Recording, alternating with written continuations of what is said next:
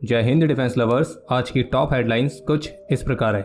Indian navy के project 75I के लिए ट्रायल्स की हुई शुरुआत। अरेबियन सी में एक बार फिर से इंडियन नेवी ने बचाया पाकिस्तान के नागरिकों को। निज्जर वाले मामले पर भारत पर लगाए गए आरोपों के लिए कनाडा की पुलिस नहीं दे पाई अभी भी कोई एविडेंस। जम्मू कश्मीर में इंडियन एयरफोर्स के व्हीकल पर घातक हमला। और KLAC पर चीन एक बार फिर से नए मिलिट्री ऑपरेशन की कर रहा है तैयारी।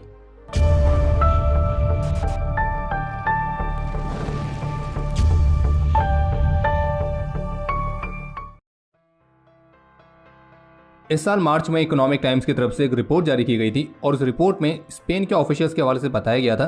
कि इंडियन नेवी का जो ये प्रोजेक्ट 75I वाला प्रोग्राम है, जिसके तहत इंडियन नेवी के लिए भारत में फॉरेन कंपनीज के कोलैबोरेशन के साथ 6 advance conventionally powered attack submarines को बनाया जाना है। और फिलहाल इस प्रोग्राम में कॉम्पीट करने वाली केवल 2 ही फॉरेन कंपनीज बची हैं, जिनमें से एक है जर्मनी की थाइसन-करब मरीन सिस्टम्स और दूसरी है स्पेन की नेवेंटिया। तो रिपोर्ट में बताया गया था कि स्पेन ने इस प्रोग्राम के लिए अपनी जो सबमरीन ऑफर करी है, तो उस सबमरीन को इस प्रोग्राम के लिए इंडियन नेवी द्वारा टेक्निकली फिट डिक्लेयर कर दिया गया था। और ये भी कहा गया था कि आने वाले कुछ महीनों में अब इसके ट्रायल्स शुरू किए जाएंगे। और स्पेन के बाद इंडियन नेवी की टीम ने जर्मनी को भी विजिट किया था। तो अब इस पूरे मामले पर ANI की तरफ से भी एक लेटेस्ट रिपोर्ट देखने को मिली है, जिसमें बताया गया है कि प्रोजेक्ट 75I वाले प्रोग्राम के लिए जो ट्रायल्स थे तो वो मार्च के महीने से शुरू हो चुके हैं, जब इंडियन नेवी की टीम जर्मनी पहुंची थी। और अब इस ट्रायल का जो दूसरा फेज है वो जून महीने के अंत तक स्पेन में आयोजित किया जाएगा, जिसमें स्पेनिश कंपनी नेवेंटिया सबमरीन्स के लिए अपने AIP सिस्टम को शोकेस करेगी। और जो ये AIP सिस्टम है वो इस प्रोजेक्ट 75I वाली प्रोग्राम के लिए इंडियन नेवी की सबसे इंपॉर्टेंट रिक्वायरमेंट में से एक है।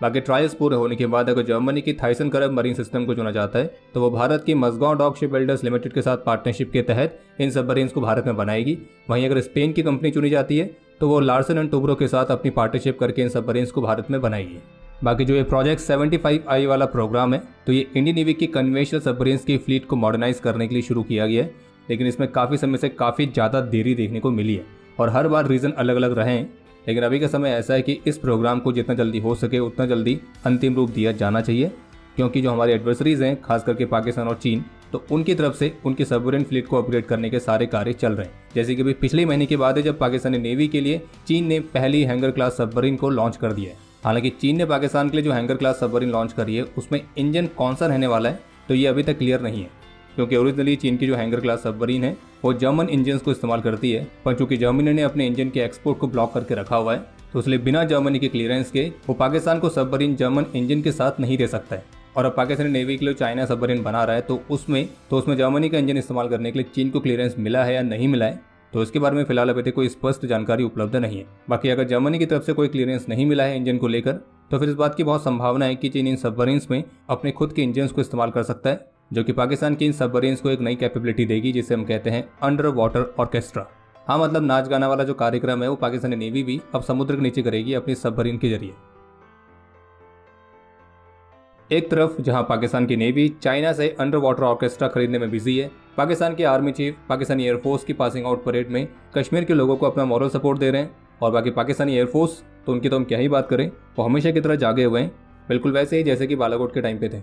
पर इसी बीच अरब सागर में कहीं इंडियन नेवी पाकिस्तान के नागरिकों की जान बचा रही है। तो अपडेट कुछ इस तरह से कि अरेबियन सी में एंटी पायरेसी ऑपरेशंस के लिए मिशन डिप्लॉयड इंडियन नेवी की INS सुमेधा को एक डिस्ट्रेस कॉल मिला था, जो कि एक ईरानियन फिशिंग वेसल की तरफ से था, जिसमें 20 पाकिस्तानी क्रू मेंबर्स भी सवार थे। तो इसी डिस्ट्रेस कॉल का बहुत तेजी से रिस्पांस देते हुए इंडियन नेवी ने इस ईरानियन फिशिंग वेसल पर मौजूद 20 पाकिस्तानी क्रू मेंबर्स को जरूरी चिकित्सा सहायता प्रदान करी है, जिसमें से इस फिशिंग वेसल का एक क्रू मेंबर तो लगभग डूबने की कंडीशन में था, लेकिन फिर भी उसे इंडियन नेवी द्वारा बचाया गया है। और ये घटना 30 अप्रैल के आसपास की है, जब डिस्ट्रेस कॉल का रिस्पांस देते हुए इंडियन नेवी की INS सुमेधा ने ईरानियन फिशिंग वेसल जिसका नाम है अल रहमानी, तो उसे इंटरसेप्ट किया था। फिर जिसके बाद इस वेसल पर मेडिकल स्पेशलिस्ट के साथ इंडियन नेवी की टीम उतरी और इसमें सवार सभी क्रू मेंबर्स को जरूरी चिकित्सा सहायता प्रदान की गई, जो कि इस क्षेत्र में काम करने वाले नाविकों की सुरक्षा और सहायता करने के मामले में इंडियन नेवी की कमिटमेंट को दर्शाता है। बाकी एक और अपडेट है कि कल 3 मई को गोवा शिपयार्ड लिमिटेड में इंडियन नेवी के लिए पहली नेक्स्ट जनरेशन की ऑफशोर पेट्रोल वेसल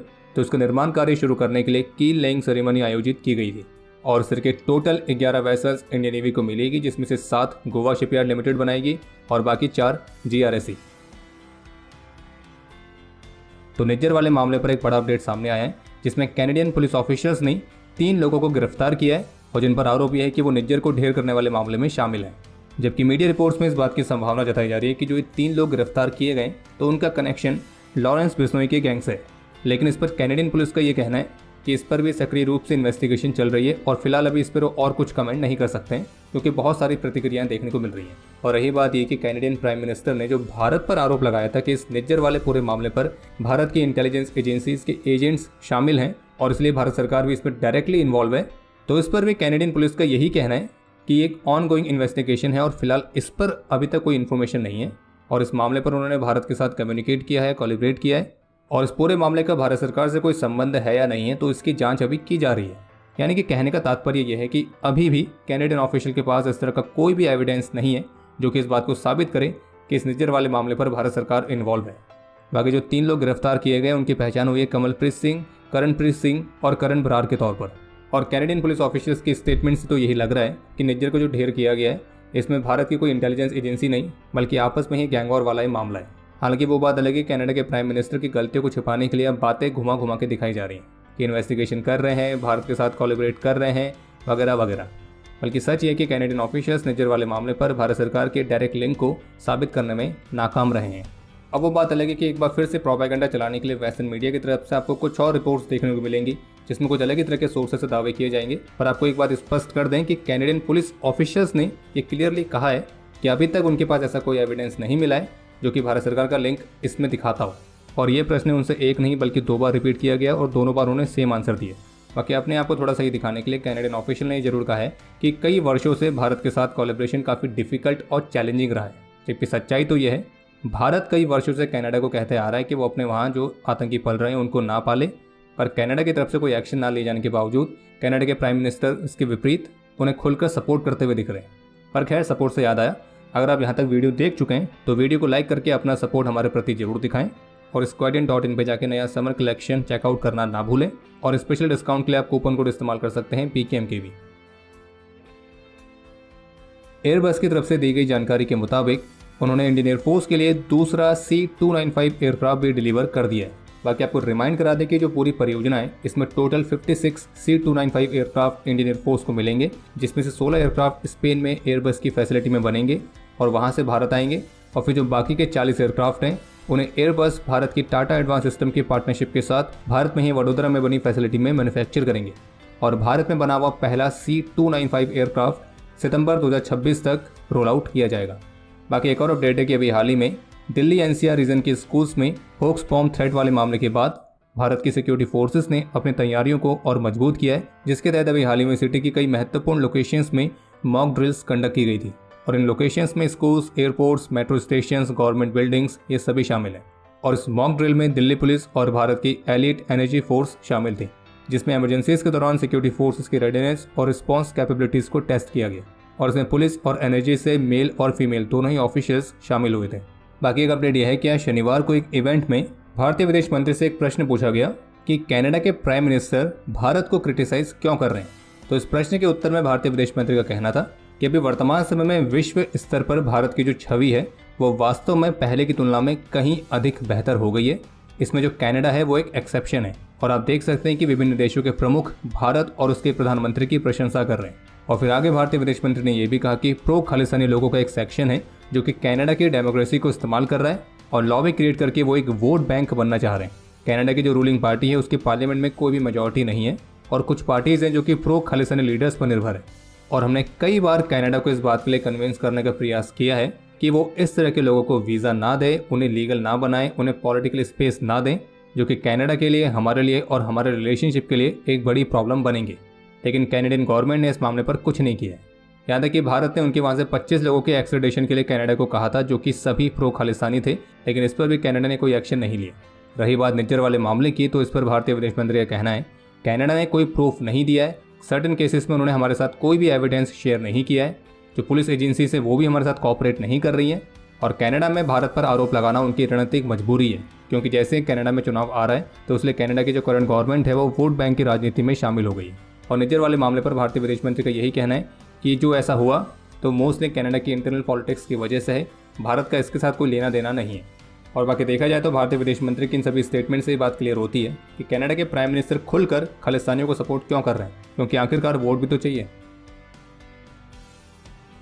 आज महाराष्ट्र में इंडियन आर्मी के ALH ध्रुव हेलीकॉप्टर को एक प्रिकॉशनरी लैंडिंग करनी पड़ी है ऑफिशियल्स के मुताबिक हेलीकॉप्टर के क्रू ने हवा में कुछ वाइब्रेशंस को एक्सपीरियंस किया था और फिर इसी के चलते महाराष्ट्र में गांव के पास एक फील्ड में इस हेलीकॉप्टर की प्रिकॉशनरी लैंडिंग कराई गई और फिर सभी चेक्स कंडक्ट करने के बाद इस हेलीकॉप्टर ने नासिक मिलिट्री स्टेशन के लिए अपनी उड़ान भर ली थी। इसके अलावा एक अपडेट यह है कि अभी हाल ही में इंडियन आर्मी की फायर एंड फ्यूरी कोर द्वारा ड्रोन फ्लाइंग कॉम्पिटिशन आयोजित किया गया था, जिसमें नॉर्दर्न सेक्टर के फॉरवर्ड एरियाज में चुनौतीपूर्ण एनवायरनमेंट में ड्रोन्स की कई अलग अलग कैपेबिलिटीज को शोकेस किया गया था और इस एक्सरसाइज का प्रमुख उद्देश्य था ड्रोन वॉरफेयर कैपेबिलिटीज को लेकर वैल्यूएबल इंसाइट्स प्रोवाइड करना। अभी जिस समय हमें वीडियो रिकॉर्ड कर रहे हैं तो जम्मू कश्मीर से एक बड़ा अपडेट सामने आया है कि आज जम्मू कश्मीर के पुंछ में इंडियन एयरफोर्स के एक व्हीकल पर आतंकियों द्वारा हमला किया गया है और इस हमले में सवार इंडियन एयरफोर्स के 5 पर्सनल घायल हुए हैं और अभी तक आई रिपोर्ट्स के मुताबिक आतंकियों के साथ मुठभेड़ जारी है। और बता दें कि पिछले कई दिनों से इस क्षेत्र में पाकिस्तान द्वारा स्पॉन्सर्ड आतंकियों की तलाश के लिए ऑलरेडी एक ऑपरेशन चल रहा है। बाकी इस पूरे मामले पर जो भी अपडेट्स रहेंगे हमारे डिफेंस अपडेट से आपको उसकी जानकारी मिल जाएगी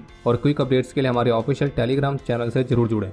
बाकी हम इस घटना में घायल हुए हमारे IAF पर्सनल की सुरक्षा के लिए ईश्वर से प्रार्थना करते हैं। इसके अलावा एक और अपडेट है कि पाकिस्तानी सोशल मीडिया हैंडलर्स द्वारा भारत के खिलाफ एक नई तरह की फेक न्यूज़ फैलाई जा रही है, जिसमें यह दावा किया जा रहा है कि अमेरिका, कनाडा, UK, भारत के टॉप इंटेलिजेंस ऑफिसर्स जिसमें NSA अजय डोभाल का नाम भी लिखा गया है, तो उन्हें पर्सोना नॉन ग्राटा डिक्लेयर करने वाले प्रस्ताव पर विचार कर रहे हैं। और आपको क्लियर कर दें कि फेक न्यूज़ है क्योंकि अभी तक इस पर कोई भी कहीं भी ऑफिशियल कमेंट देखने को नहीं मिला। बाकी एक अपडेट ये सामने आया है जिसमें टाइम्स ऑफ इंडिया की रिपोर्ट में latest satellite images, intelligence reports और कुछ अन्य इनपुट्स के हवाले से बताया गया है कि चाइना ने LAC के सभी 3 सेक्टर्स पर अपनी एक्टिविटी को जारी रखा हुआ है, जिसमें चाइनीज़ आर्मी LAC के साथ और उसके आसपास के क्षेत्रों में लगातार अपने मिलिट्री पोजीशंस और सपोर्ट इंफ्रास्ट्रक्चर्स पर काम कर रही है। और चीन की जो मिलिट्री इंफ्रास्ट्रक्चर वाली एक्टिविटी है ये उन बफर जोन्स के पास भी कंडक्ट हो रही है, जो कि पूर्वी लद्दाख में भारत और चीनी ट्रूप्स के बीच हुए क्लैश के बाद बनाए गए थे। हाल ही में चीन ने गलवान वैली तक के लिए अपनी एक रोड का कंस्ट्रक्शन पूरा कर लिया है, जो कि इस एरिया में चाइनीज़ आर्मी को अपने ट्रूप्स का बिल्डअप तेजी से करने के लिए 15 kilometre shorter alternate access provide करता है। तो साथ में ये बताया गया कि Pangong Tso, Kailash ranges, Gogra hot springs, इन सभी के पास जो बफर जोन्स क्रिएट किए गए थे तो उनके पीछे चाइना लगातार अपनी मिलिट्री और ट्रांसपोर्ट इंफ्रास्ट्रक्चर को मजबूत करने में लगा हुआ है और फॉरवर्ड पोजीशंस तक रोड्स, ब्रिजेस, टनल्स, हेलीपैड्स, तो चाइनीज़ आर्मी इस तरह की लास्ट माइल कनेक्टिविटी पर फोकस कर रही है। यहाँ पे नए बंकर्स, नए camps, underground shelters, artillery positions, radar sites, ammunition dumps,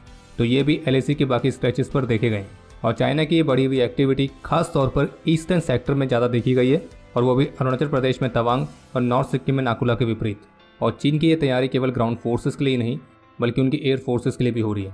जिसमें अभी तक चीन को LAC के पास जहाँ जहाँ भी एयर कॉम्बैट में डिसएडवांटेजेस थे तो उन सभी डिसएडवांटेजेस को दूर करने के लिए चीन की तरफ से पर्याप्त उपाय किए गए हैं, जिससे यहाँ से चीन अपने एयर ऑपरेशंस को फुल पोटेंशियल में परफॉर्म कर सके। और टाइम्स ऑफ इंडिया की रिपोर्ट में सोर्सेज के हवाले से बताया गया कि सारी चीज़ें इस बात की तरफ इशारा करती हैं कि जो चाइनीज़ आर्मी है तो वो LAC के साथ फॉरवर्ड लोकेशंस पर अपने ट्रूप्स को परमानेंटली स्टेशन करने के लिए लगातार काम कर रही है और ऐसा प्रतीत हो रहा है कि मानो चीन LAC के पास एक नई तरह के मिलिट्री ऑपरेशन की तैयारी में है। हालांकि इंफ्रास्ट्रक्चर्स के मामले में LAC के पास भारत की तरफ से भी काफ़ी सारे उपाय किए गए हैं। बाकी अब समय है आज के इतिहास का। आज के दिन 1992 में जम्मू कश्मीर में एक ऑपरेशन के दौरान अपने अदम्य साहस और वीरता का परिचय देते हुए सिपाही गौरी शंकर शाह वीरगति को प्राप्त हुए थे और इन्हें मरणोपरांत कीर्ति चक्र से सम्मानित किया गया। और आपके लिए आज का प्रश्न यह है कि गजराज इंडियन एयरफोर्स के किस एयरक्राफ्ट का निकनेम है। और अब समय है आज के टॉप 3 कमेंट्स का, जो ये रहे आपकी स्क्रीन पर।